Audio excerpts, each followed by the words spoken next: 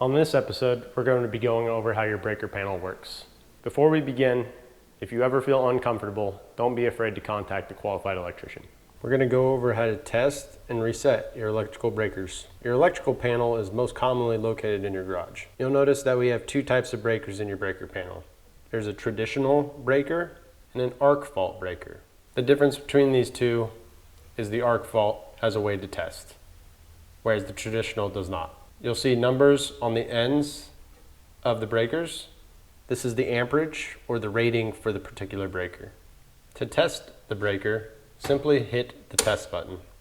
You'll notice that the breaker slides to the left, more into the center, and there will also be an orange dot. A quick way to notice if any of your breakers are tripped. When turning the breaker on and off, it should always snap into position. When the breaker is tripped, you'll notice that you cannot just push it back to the on position. You must turn it off and then turn it back on. It may require a little force to get back into the on position. A non-tripped breaker should never be loose. It should be firm in the on and off position. A couple issues to be aware of. If the breaker trips right away after turning it back on, unplug all the items on the circuit and try again. Never hold the breaker in the on position. If the breaker stays after flipping it back, then you potentially had too many items on the circuit or one of the items is bad.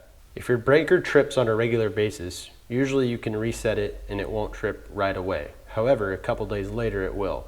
When this happens, look to see what appliances are on the circuit, take those appliances off if possible, and use them on a different circuit to see if you get similar results. If you do, then you know there's something wrong with one of those appliances. If you don't, then there's potentially something wrong with the breaker and it needs to be looked at and possibly replaced. Hopefully we answered all your questions when it comes to how your breaker panel works. If you have any questions, don't be afraid to contact us. Have a good day, and remember, love where you live.